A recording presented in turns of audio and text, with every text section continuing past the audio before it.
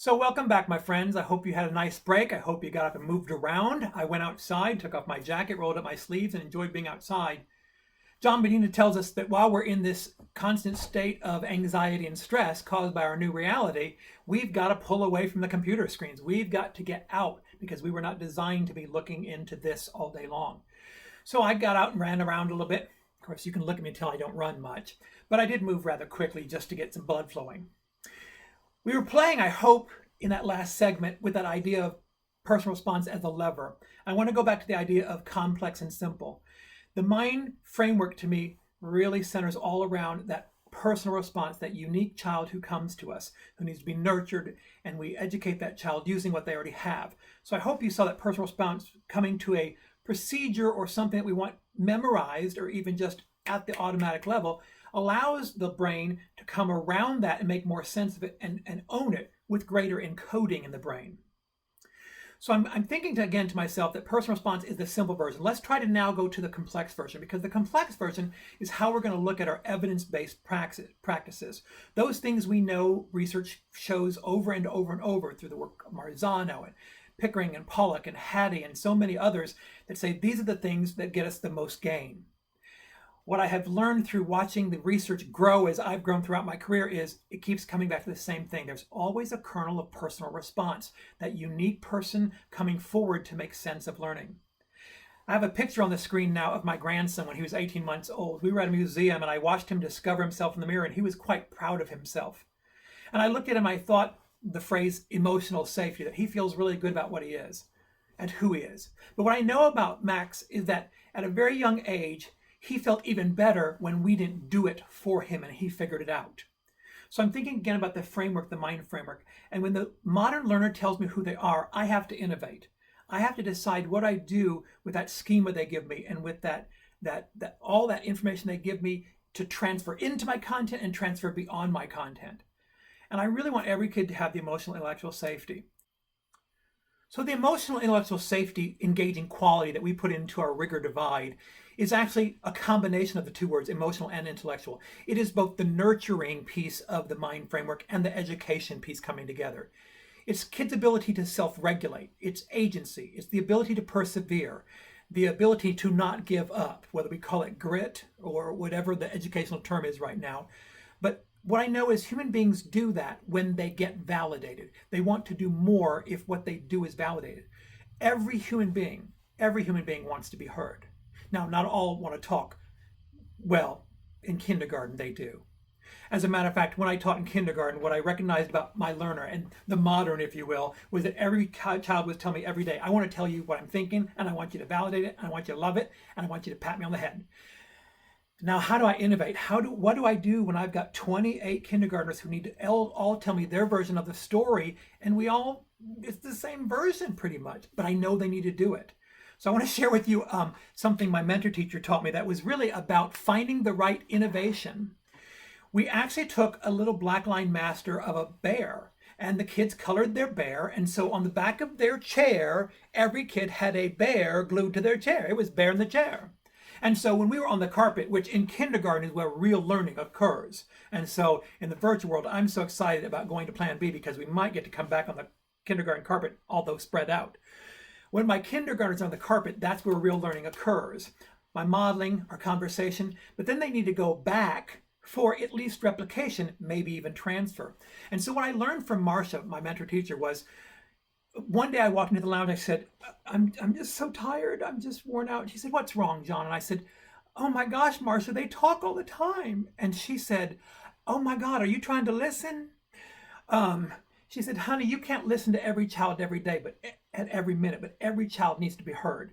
So here's what we're going to do. We glued this picture of bear to the back of every kid's chair. And while we were on the carpet and set up the learning task, so boys and girls, we were just talking about how the three little pigs were each smart. And one was smart because he knew how to get help from his brother. And another was smart because he didn't spend a lot of money on his house. And another one is smart because he built the strongest house. I want you to go back and tell Bear in the chair about a time when you were smart because of something you did. Now, it can't be about building a house or running to your brothers or surviving a wolf, okay? So when I say go, let me get in the middle of the room. and I would back up so I could be in the middle of the room. And then when I would say, now up from the carpet, go tell Bear in the chair. And every child would run at the same time, start to talk. Well, one day I was trying to figure out how I could get into the closet because it was locked and I thought my present was in there. And I just figured out if I just go underneath it, I could reach around. And literally while I'm standing in the middle of the room, I can hear every student tell me their version of smart. And so they were making the transfer there. And I had this luxury of just hearing it all at one time. And anybody who wasn't in the right moment, I knew who to see next in my small group. And so to me, that's another moment of, I don't know what strategy I called that when I was in kindergarten, but I knew it worked. We didn't have Marzano, we didn't have Pickering, we didn't have Pollock, we didn't have Hattie, we didn't have mine, but it worked, and I knew it worked. So what I'd like to do now is I want to play with this idea of, if we use personal response as the lever into all of the other evidence-based practices, how can we look for those and how can we celebrate those in what we're already doing, whether it's Bear in the chair or Caleb in first grade in Miss Mills' class. So what you see before you is young Caleb's math moment.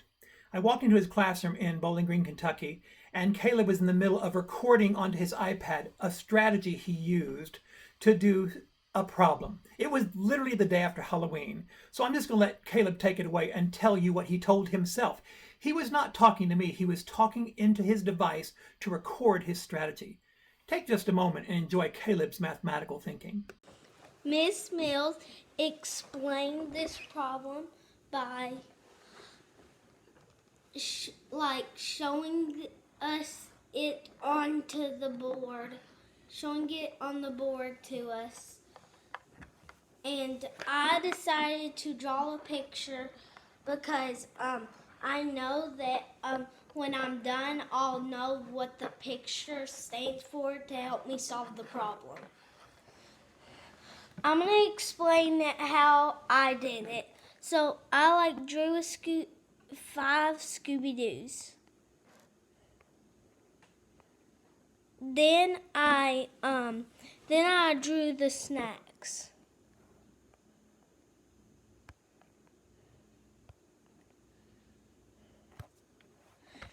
Then I figured out how many were in all. So 1, 2, 3, 4, 5, 6,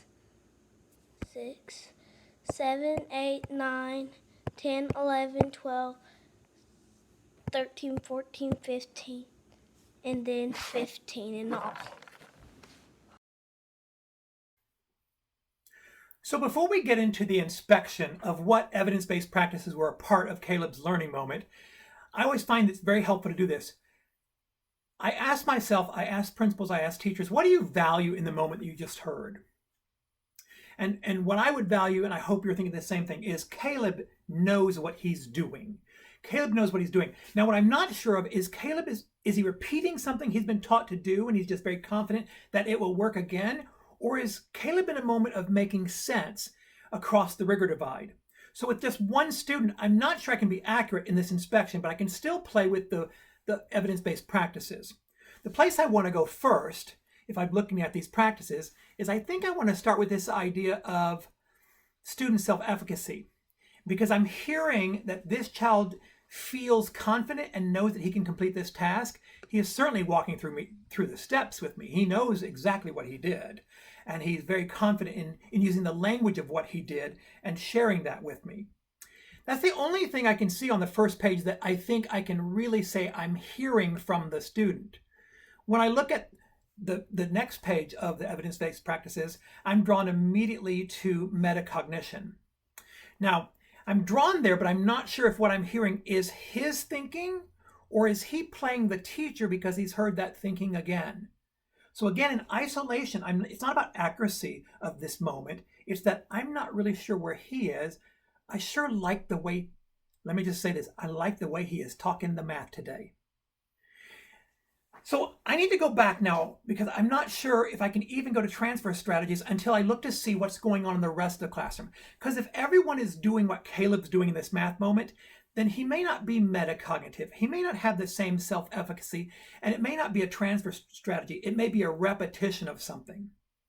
So the first thing I did is I looked up and I interrupted him when he finished. I said, so Caleb, when Mrs. Mill told you the problem, "What did she show you?" And he said, "It's right there on the smart board." And this is the picture that Mrs. Mills showed. Now, I want to be really clear. That's what she showed because she wasn't sure if her kids would know what Scooby-Doo was. I know Scooby-Doo because I grew up with him, but I'm not really sure if a modern learner knows Scooby-Doo like I do and like Mrs. Mills does. But she didn't show 5 Scooby-Doos, she just showed 2. Now, the problem she showed the kids was that she had, last night at Halloween, 5 little trick-or-treaters dressed up as Scooby-Doo, and she gave each Scooby-Doo 3 Scooby snacks. How many Scooby snacks did she give in all? That's the problem. Now, because she didn't show this on the screen, I am now quite ready to say, I just think I heard self-efficacy, I think I heard metacognition, and I think I heard transfer. I heard a learner who is able to take this learning moment and not be afraid that he doesn't know how to do a Scooby-Doo problem, but he's got lots of procedures, which are probably now strategies, and he gets to decide how he's going to do this math problem, and he knows what he must do in it to be mindful of both the Scoobies, the number of snacks, to get to how many in all. I heard that language. I'm so excited now that with the model I saw, I know that it wasn't a repetition of the teacher's really good thinking. It was Caleb's. As much as I've advocated today looking at student personal response as a measure of the success of the practices or as evidence of the practices in a classroom, I have to be careful because I've only looked at Caleb. What if Caleb is the exception in that classroom? What if Caleb is not the pattern in that classroom? Fortunately, on that day I was in Mrs. Mills' classroom, I got to sit with 3 other children. And now you can see the work of all 4 of the children who are sitting in that back corner with me. When you look at Ming Na and Jake and Caleb and Kelly, you can see that it really was not a repetition of a procedure. Instead, what I think I see is really that modern learner coming forward. Ming Na gets to think how she thinks. Kelly gets to think how she thinks. Jake is thinking his thoughts and Caleb is thinking his, and yet they're all still doing the same mathematical problem. I'm now ready to say that when I look at the practices, I can start right at the top and say, I have evidence, strong evidence, of teacher clarity. That what Mrs. Mills really wanted was mathematical practices, thinking like a mathematician, not getting this problem done, not getting this problem right. What I know about K-12 is sometimes being done and right is the enemy of thoughtful. It's often the enemy of transfer. So I'm ready to check off teacher clarity, that we saw great evidence of this. And it's not about using the practices as a checkoff sheet. That's where I think it started with Mrs. Mills' teacher clarity. It ended up in the student self-efficacy. It ended up in the metacognition. It ended up in transfer. And I can hear evidence of the scaffolding. I can hear from the way the kids talk that they have heard this mathematical reasoning and talking, not about step 1, step 2, step 3, step 4, here's how you do it, now you're done, but what are you going to do next? My favorite moment, and I wish I had actually recorded this, was Jake and Kelly and Caleb all sat down with Ming Na, and now what they had to do was they had to take what Caleb did, and because he had done it, they all had to do the same thing. Everybody had to circle in blue where you represented the idea that there are 5 Scooby-Doos. And you can see that while Caleb's the only one who drew the Scooby-Doos, everybody has kept up with the cognitive moment of there are 5 characters in this story. You can also see evidence that when they looked at the Scooby snacks, some people used tally marks, some people used dots, some people actually went straight to the number. In Ming Na's, you see that 3, 3, 3, 3, 3, 3 are the Scooby snacks, but the fact that they are separated by a plus sign shows the 5 Scoobies. So as the students were even comparing and contrasting the work, maybe we had the class discussion with accountable talk, but I'm just still more excited that they are being metacognitive by comparing their own work to somebody else's. And now we arrive at the final breakout. Breakout number 3 has 3 choice tasks. It'll be very similar to what we just did. So you get a chance to dig into a task or a series of tasks and then determine what evidence-based practices you see. You might want to play with a K-12 literary flow of this and look at universal theme from a literary text. You'll actually do the work before inspecting for the practices.